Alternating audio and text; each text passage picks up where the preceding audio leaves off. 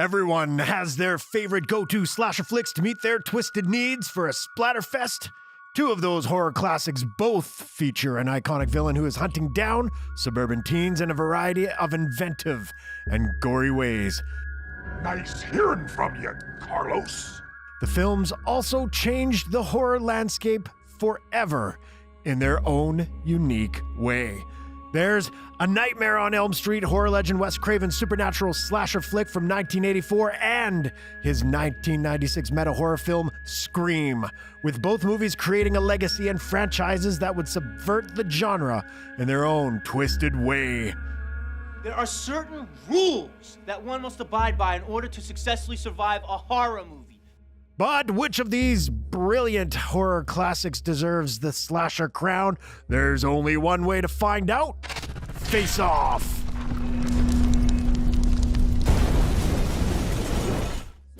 Round 1. Plot. In A Nightmare on Elm Street, Nancy is a middle-class teenager with divorced parents who, along with her friends, begins to have hyper-realistic nightmares about a horribly burned and disfigured man in a striped shirt, fedora, and bladed glove that is trying to kill them, which is, of course, crispy-faced serial killer Freddy Krueger, and we'll get to that monster shortly, don't you worry. Now, before we continue, we'd like to thank you for watching Face Off. If you like what you see, please subscribe to our channel, like this video, and click on the bell so you can be notified each time a new video goes live. Now back to the show.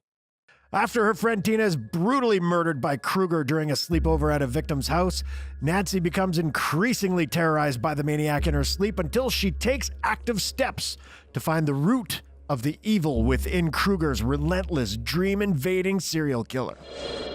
No running in the hallway. In Scream, Sidney Prescott, played by Neve Campbell, is a 17-year-old high school senior who, during a spree of grisly murders, begins to receive threatening and taunting phone calls from somebody who claims to know who raped and murdered Sidney's mother, Maureen Prescott, a crime pinned on Liev Schreiber's Cotton Weary. Several characters are blamed and accused of the grisly murders until the true killer, or killers, are finally revealed. For the slightly more inventive villain, I mean bladed gloves and a grisly backstory, come on, plus a cool dream-focused narrative, this round goes to A Nightmare on Elm Street. Round 2. Cast. Although A Nightmare on Elm Street launched the career of one of Hollywood's biggest stars in Johnny Depp, albeit by splattering his insides all over the bedroom ceiling, the main protagonist of the movie is Heather Langenkamp's feisty and progressive Nancy Thompson. She leads a cast that also includes John Saxon, who plays Nancy's police cop father, best known for his roles in westerns and other horrors, where he usually also plays a cop or detective. Ronnie Blakely is Nancy's mother, and of course, Mr. Krueger himself, Robert Englund. Scream, on the other hand, pulls the rug from under the unsuspecting audience when leading actress and a very big star at the time, Drew Barrymore's character Casey, is murdered by a mysterious hooded villain wearing a Fun World Halloween costume right at the start of the movie. We're then introduced to the rest of the movie's cast, including friends Courtney Cox, another friend David Arquette, well, kinda, Skeet Ulrich, Rose McGowan, and the flick's main protagonist Sidney, played by Party of Five's up-and-coming star Neve Campbell. Oh, and Shaggy. Zoinks! Elm Street's Nancy Thompson leads a very good cast with one megastar in the making. Son, I'm Captain Jack Sparrow. Savvy? However, for a more impressive all-around cast, this round goes to Scream. Round 3. Slashers. Everyone loves a good old bad guy, and they don't come much more meaner than Freddy Krueger and Ghostface. Elm Street's disfigured villain is a masterful creation with a creepy-as-hell backstory to go with his inventive kills. The character is first introduced in A Nightmare on Elm Street and has regularly been portrayed by actor Robert Englund, with the exception of 2011's franchise reboot, but more on that later. The first movie introduces Krueger's backstory as a Springwood slasher, a serial killer of children whose parents burned him to death after he evaded prison. But he can't get you now. He's dead, honey, because Mommy killed him.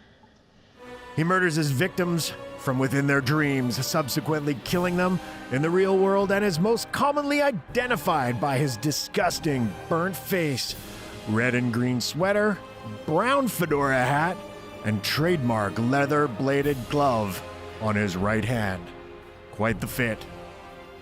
Scream's Ghostface is a different beast than Freddy Krueger in that the costume is a little less inventive. However, it has also become an iconic horror trope that strikes fear into the hearts of moviegoers worldwide. Created by Kevin Williamson for the original Scream movie, the character's costume was actually designed by Fun World as a Halloween costume, whose original designer took inspiration for the mask from watching old Max Fleischer cartoons, and in particular, the ghostly characters that appeared in Betty Boop. It's been assumed that the design took inspiration from Edvard Munch's painting The Scream. However, the creator stated in an interview with The Hollywood Reporter that it was old 1930s cartoons that were the true inspiration. While Ghostface is an awesome villain and the costume is now so iconic that it is the most popular Halloween costume every year in the United States, we can't ignore how creepy and inventive the design and backstory for Krueger is.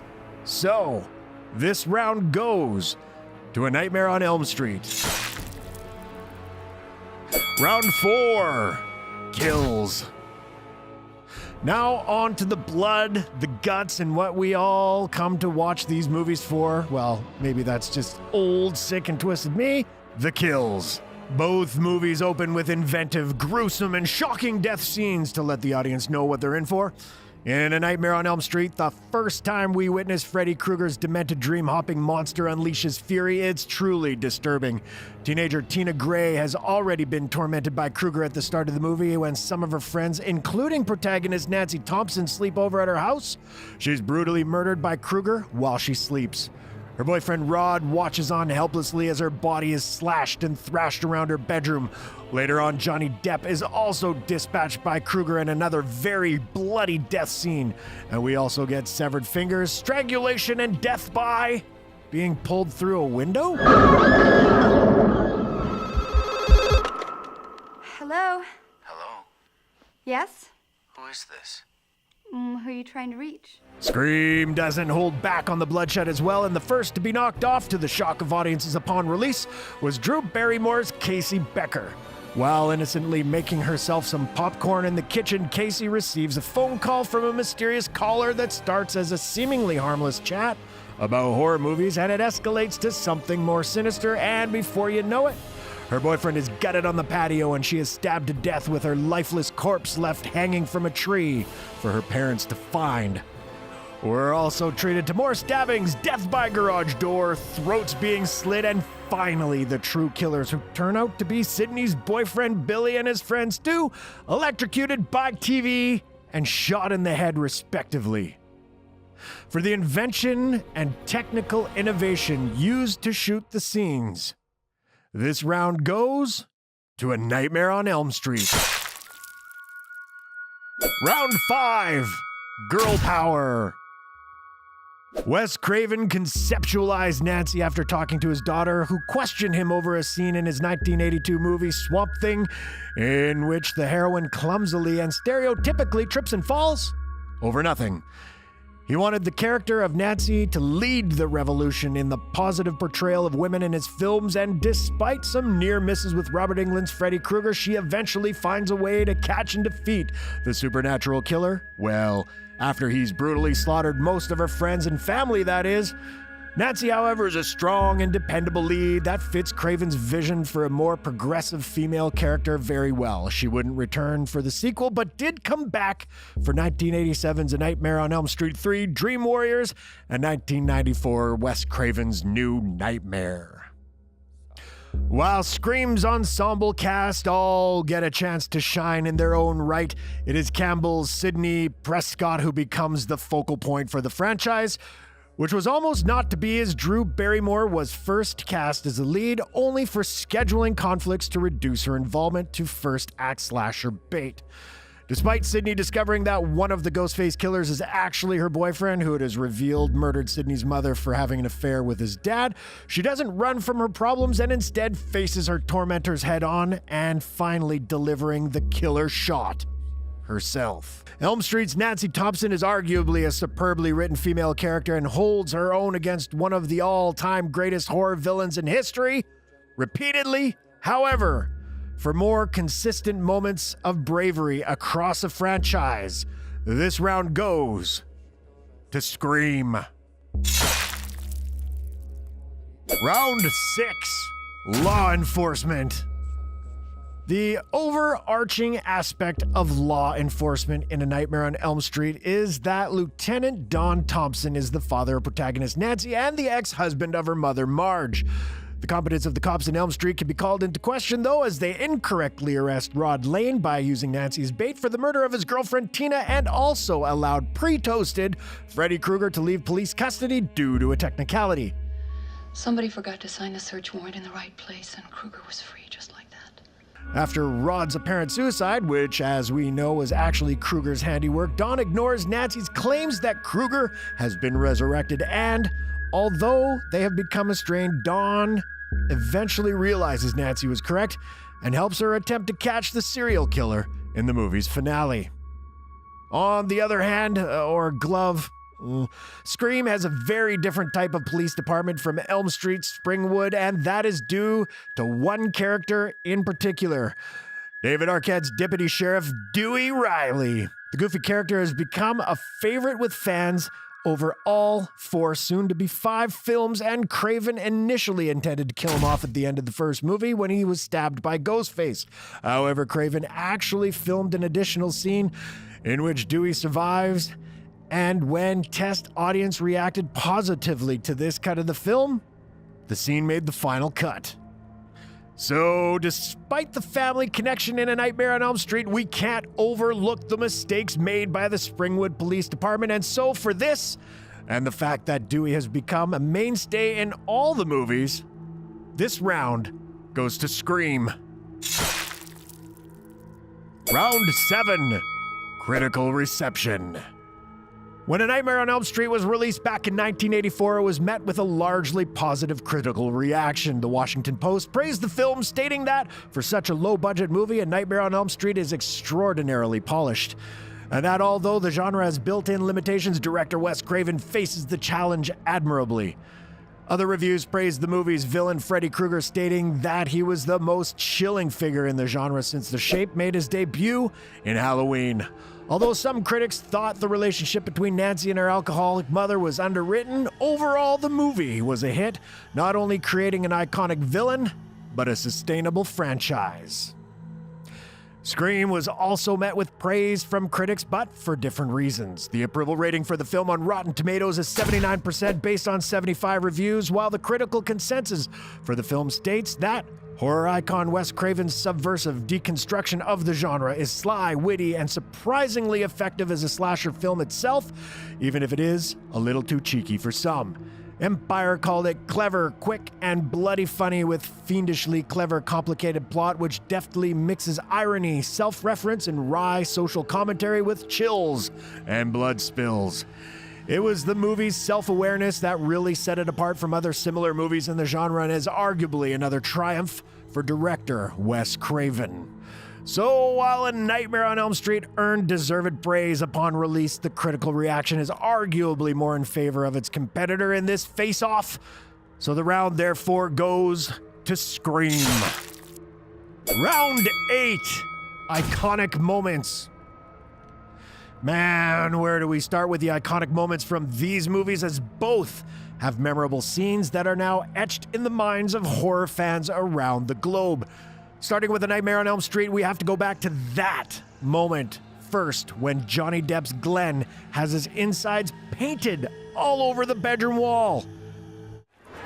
Not sure I deserve that. However, the film has many other iconic sequences and ideas that are worth a mention, including the concept. The notion of someone killing a person in their sleep was a truly terrifying idea.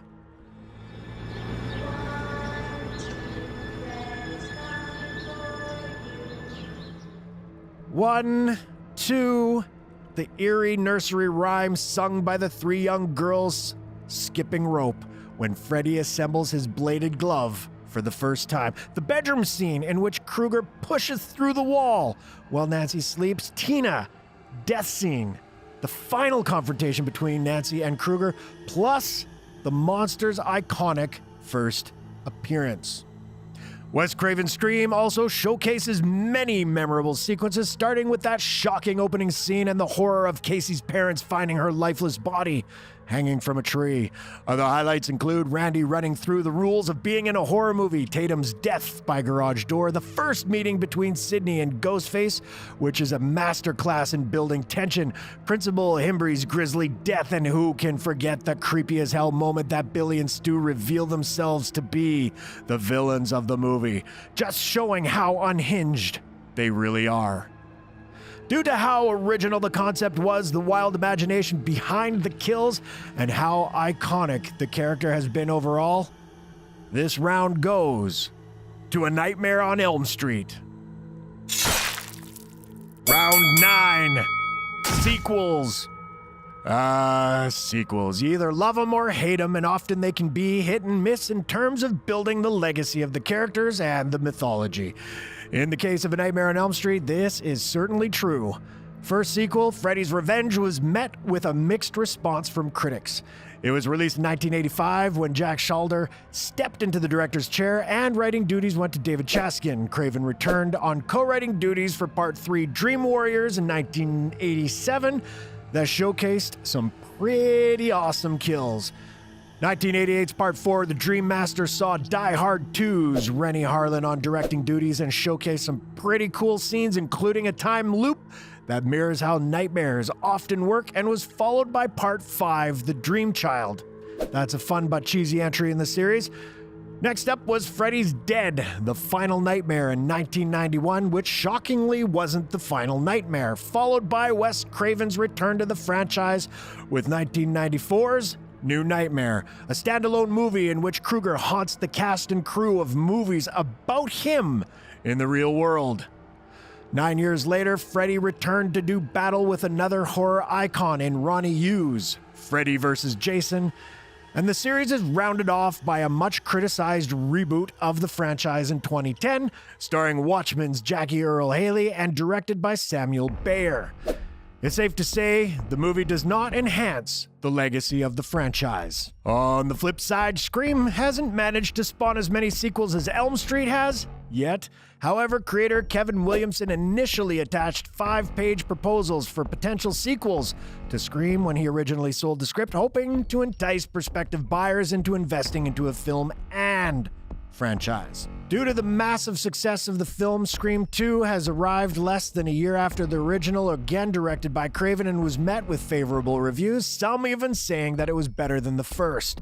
Scream 3 saw Craven return to direct again and see Sidney Prescott go into self-imposed isolation following the events of the first two movies, only to return when the new Ghostface starts killing the cast of a film within a film, Stab 3. Craven's fourth entry in the series is 2011's Scream 4, and pits Sidney against a Ghostface killer back in Woodsboro after 10 years, earning favorable reviews. The series has shown such longevity that Scream 5 is due to be released in early 2022, with franchise regulars Nev Campbell, Courtney Cox, and David Arquette all returning, with new co-directors Matt Bettinelli-Alpin and Tyler Gillett. Although A Nightmare on Elm Street remains a bona fide classic and has some iconic moments within its sequels, they do eventually take a dip in quality. The same can be said for the Scream franchise, with number 3 in particular being met with a lukewarm reception. This round is a draw. Round 10, Legacy. Despite both films spawning many sequels, the franchises also have a lasting legacy in other ways. A Nightmare on Elm Street not only spawned a villain that would haunt the dreams of moviegoers forever, but also one that was original and had an albeit divisive sense of humor when murdering teens. The character is so etched in society as horror trope, and this was further exemplified by TV spin-offs, video games, numerous references in other popular culture, even if the reboot appears to have derailed any further installments of the character for now. Before Scream was unleashed on the world in 1996, the horror genre was in decline. Most of the films in cinemas were sequels to already established franchises. such as the Texas Chainsaw Massacre, Halloween, Friday the 13th, while a glut of straight-to-home, low-budget horror flicks were also created. Scream, with his sexy cast and innovative story that mocked horror cliches and arguably reinvigorated the genre. I'll be right back. Such was the critical and financial success of the movie that it is also credited with helping spawn a new era of post-Scream horror, with such films as 1997's I Know What You Did Last Summer, and sequels to popular franchises in Halloween H2O 20 years later, and Bride of Chucky. And it's also heavily parodied in Scary Movie. Despite Scream's ghost-face killer becoming synonymous with yearly Halloween fans dressing up and the creators designing a shocking and brutal villain, this round goes to the movie that brought gorehounds a true original character in Freddy Krueger. A Nightmare on Elm Street. Verdict. Horror fans love a classic villain, and both Scream and A Nightmare on Elm Street movies provide slashers that we can't get enough of. Elm Street's Freddy Krueger is a true original, a character born out of a literal nightmare scenario who pushes the kids of the parents who torched him to death. His legacy will remain, and the franchise, despite a blip with the reboot in 2010, lives on with many a gut-wrenching and memorable moments. Scream managed to reignite the horror box office at a time when audiences were bored of sequels and the rehashing of overtired horror tropes.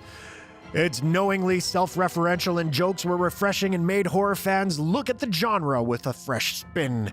However, we have to give this particular face-off to the franchise that made going to sleep potentially bloody as hell. A Nightmare on Elm Street. Don't let us have the final word, though. Tell us your thoughts in the comments. Thanks for watching.